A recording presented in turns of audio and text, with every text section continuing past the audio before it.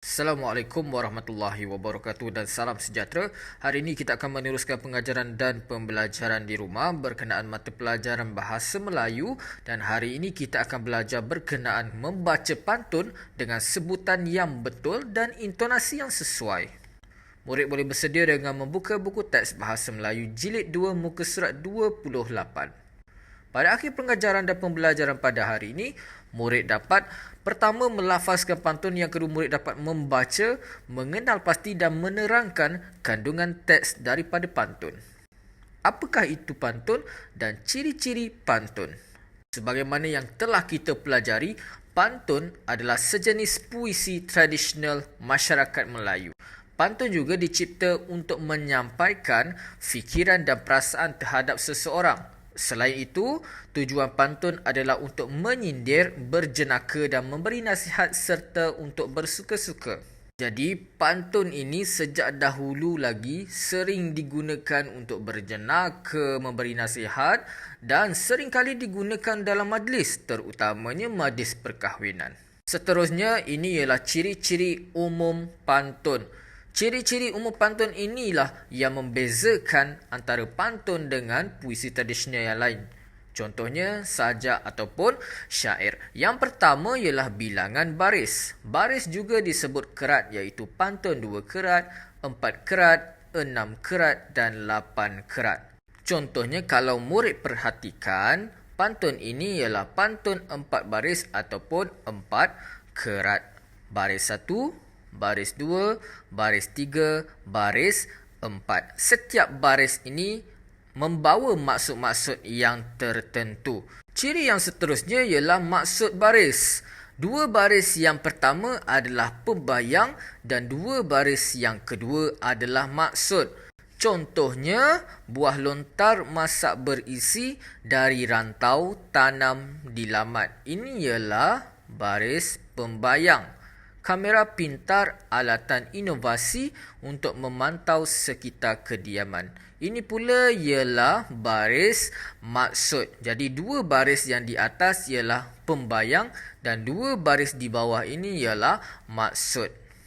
Jadi untuk mengetahui maksud pantun yang disampaikan, kita hanya perlu merujuk kepada baris 3 ataupun baris 4, iaitu baris maksud. Jadi walaupun pantun ini ada 4 baris, kita hanya tumpukan perhatian kepada baris yang terakhir, iaitu baris 3 dan baris keempat, untuk mengetahui apa yang ingin disampaikan dalam pantun tersebut. Ciri-ciri pantun yang seterusnya ialah rima akhirnya. Pantun 4 kerat, rima akhirnya ialah AB. Bunyi rima akhir baris pertama sama dengan baris ketiga, manakala rima akhir untuk baris kedua sama dengan baris keempat. Contohnya, buah lontar masak berisi, dari rantau tanam di laman. Kamera pintar, alatan inovasi untuk memantau sekitar kediaman. Okey, jadi ini ialah maksud rima akhirnya. Baris pertama dengan baris ketiga, kalau murid lihat, bunyi rima akhirnya sama, iaitu C. Yang ini pun C. Jadi A. Manakala kita lihat baris kedua dan baris keempat diakhiri dengan man. Rima akhirnya ialah man. Jadi kita bunyikan sebagai B. Jadi itulah maksudnya AB. Baiklah, kita dah belajar berkenaan apa itu pantun, ciri-ciri pantun. Sekarang kita kembali kepada buku teks muka surat 28. Di dalam buku teks muka surat 28 ini ada 4 rangkap pantun yang menceritakan tentang jagalah bumi kita. Jom kita baca pantun dengan sebutan yang betul dan intonasi yang sesuai. Tajuknya, jagalah bumi kita. Jom kita baca pantun ini, kita lafazkan pantun ini bersama-sama. Pergi beriadah ke Ulu Kinta, destinasi bercuti bersama rakan.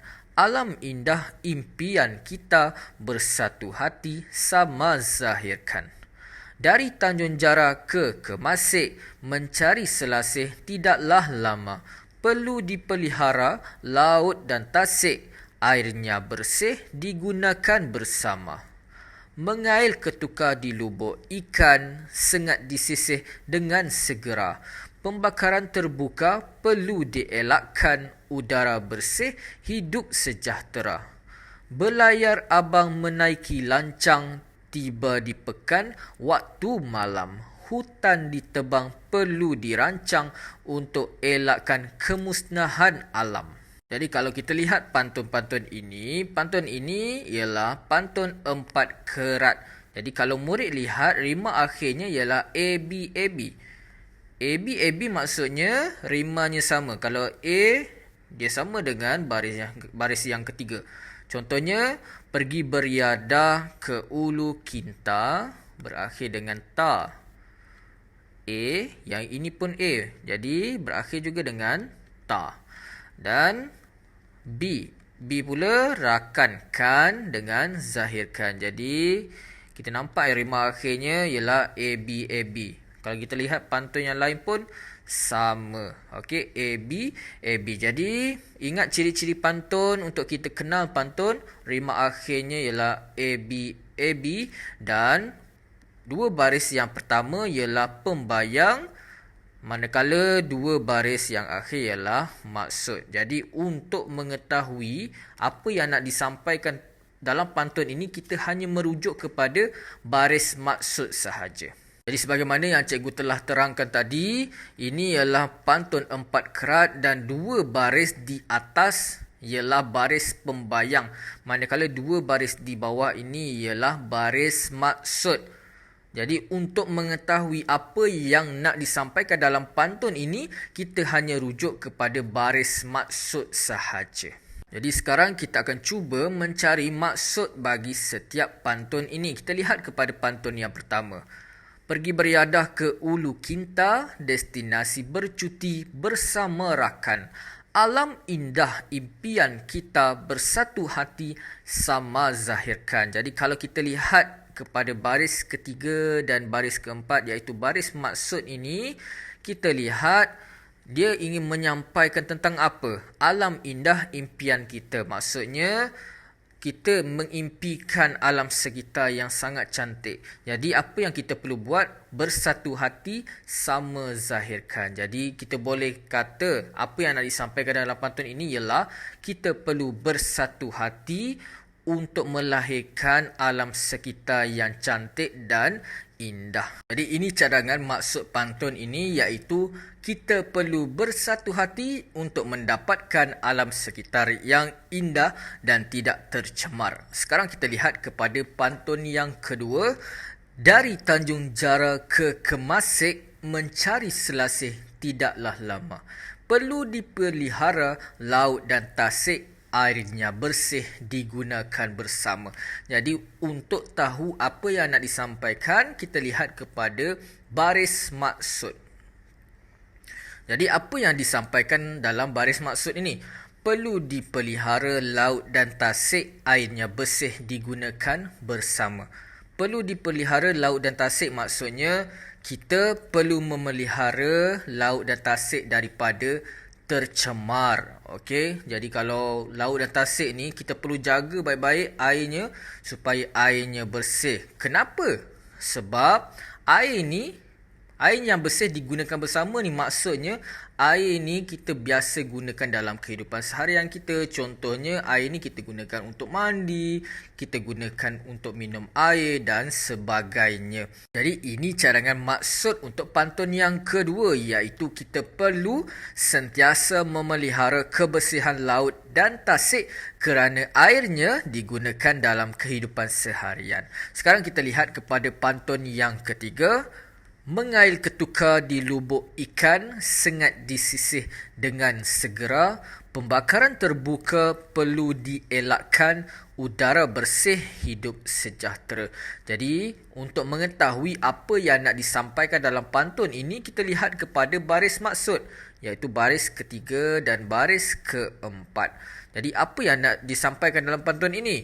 Pembakaran terbuka perlu dielakkan, udara bersih hidup sejahtera. Jadi, dia nak menekankan tentang kita perlu mengelakkan pembakaran terbuka. Kenapa? Agar udara sentiasa bersih. Okey, seterusnya, hidup akan sejahtera. Apabila kita menghirup udara yang bersih setiap hari, kita akan mendapat kesihatan. Kalau kita asyik menghirup udara yang kotor, kelak kita akan dapat penyakit yang mungkin kita tak jangka. Jadi itulah maksudnya. Jadi ini ialah cadangan. Maksud pantun ini iaitu kita perlu mengelakkan pembakaran terbuka untuk memastikan udara sentiasa bersih dan berkualiti. Sekarang kita lihat pantun yang seterusnya. Berlayar abang menaiki lancang, tiba di pekan waktu malam. Hutan ditebang perlu dirancang untuk elakkan kemusnahan alam.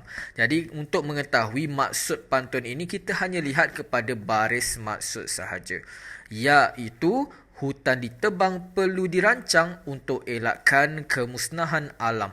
Jadi apa yang nak disampaikan, hutan ditebang perlu dirancang, maksudnya kita perlu merancang, okey, untuk menebang sebahagian daripada hutan lah. Bukan kita tebang semua sekaligus ikut suka hati kita.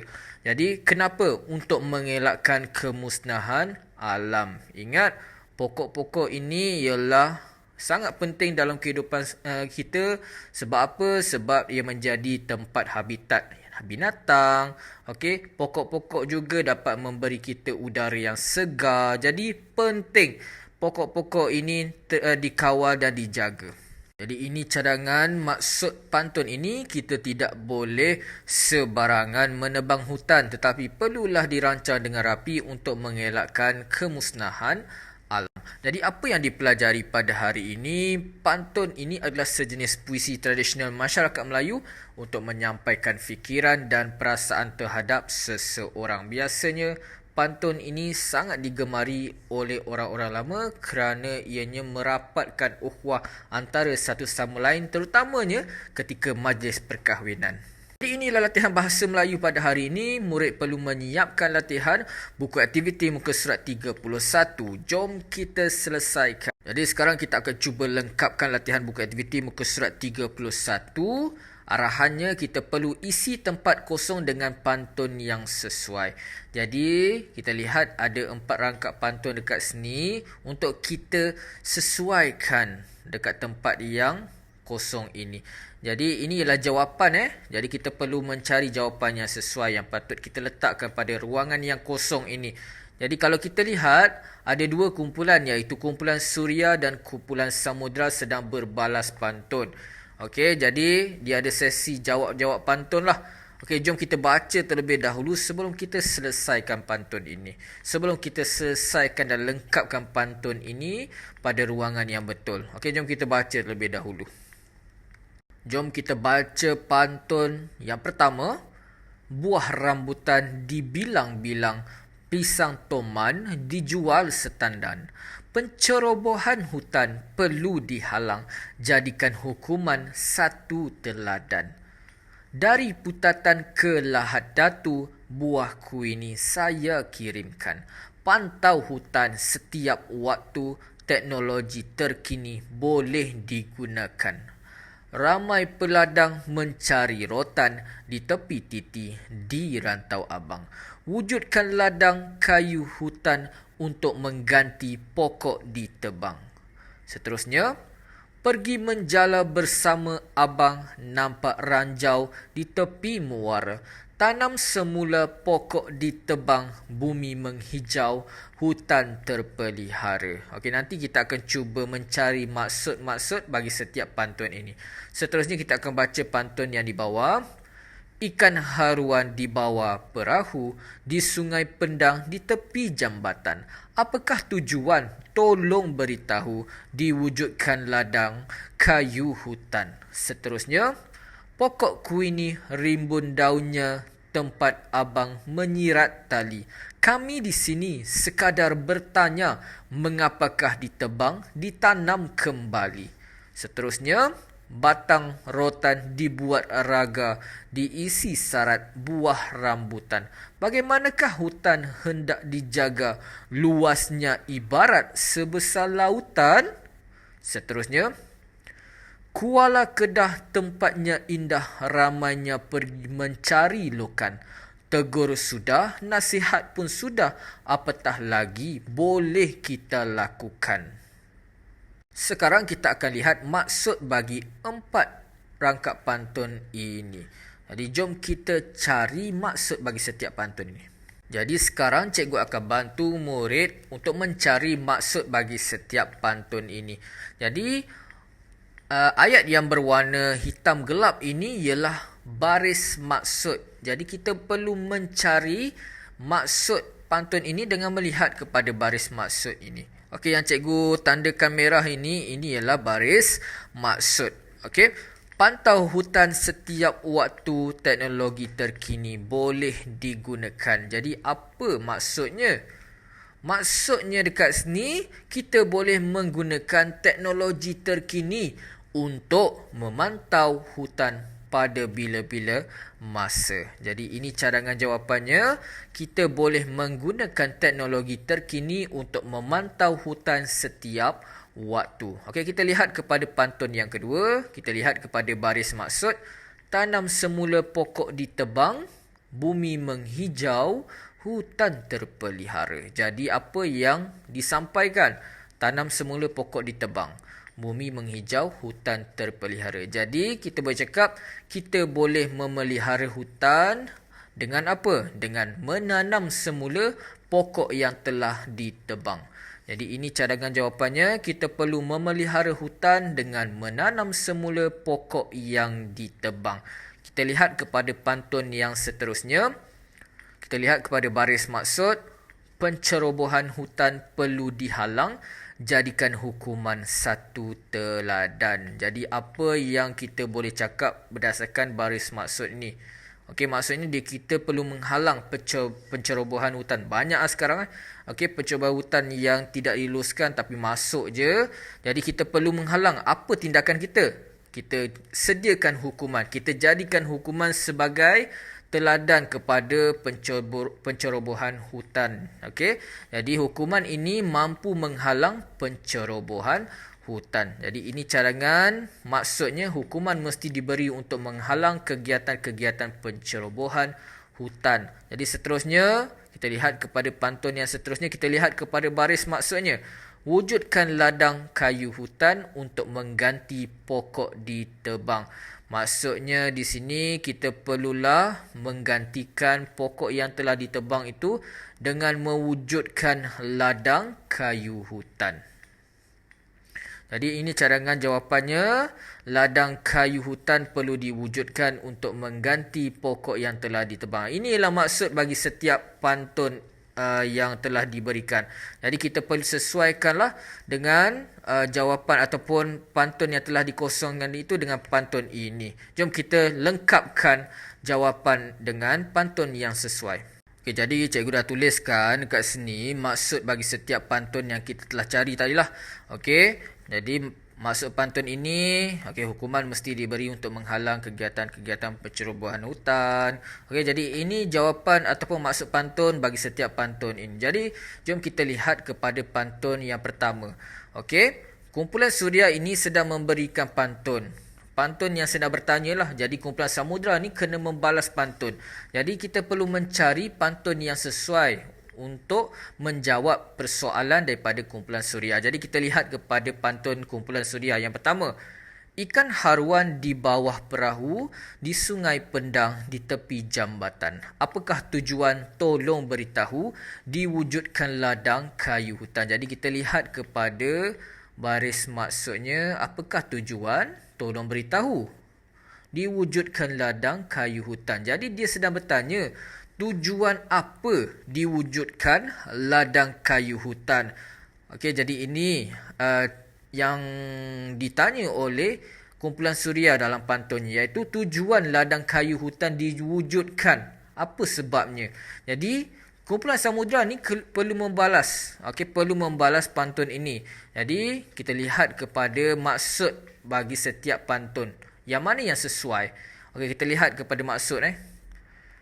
Yang pertama, hukuman mesti diberi untuk menghalang. Ni tak sesuai. Yang kedua, ladang kayu hutan diwujudkan untuk mengganti pokok ditebang. Jadi ini tujuan dia untuk mengganti pokok yang ditebang. Jadi pantun yang ini kita akan letakkan di sini sebagai menjawab pantun daripada kumpulan Suria. Jadi ini cadangan balas. Pantun balas. Ramai peladang mencari rotan di tepi titi di rantau abang. Wujudkan ladang kayu hutan untuk apa? Untuk mengganti pokok ditebang. Jadi pantun ini bertanya, untuk apa ladang kayu hutan diwujudkan? Yang ini pun jawab, untuk mengganti pokok ditebang. Jadi kita nampak berbalas pantun. Yang ini bertanya, yang ini menjawab. Sekarang kumpulan samudra pula bertanya. Pokokku ini rimbun daunnya, tempat abang menyirat tali.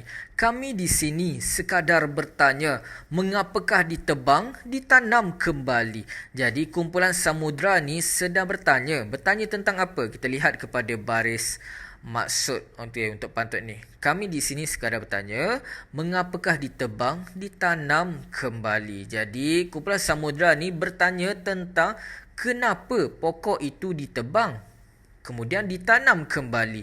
Jadi ini yang ditanya oleh kumpulan samudra, iaitu mengapa pokok yang ditebang ditanam kembali. Jadi kumpulan Suria ni kena balas pantun ni. Jadi yang mana yang sesuai untuk menjawab pantun ini? Kita lihat kepada pantun yang pertama. Pantun yang pertama ini menjawab tentang hukuman. Jadi ini tak sesuai. Kita lihat kepada yang kedua. Ladang kayu hutan diwujudkan untuk mengganti pokok ditebang. Yang ini kita dah jawab tadi. Jadi ini bukan. Ini pun bukan.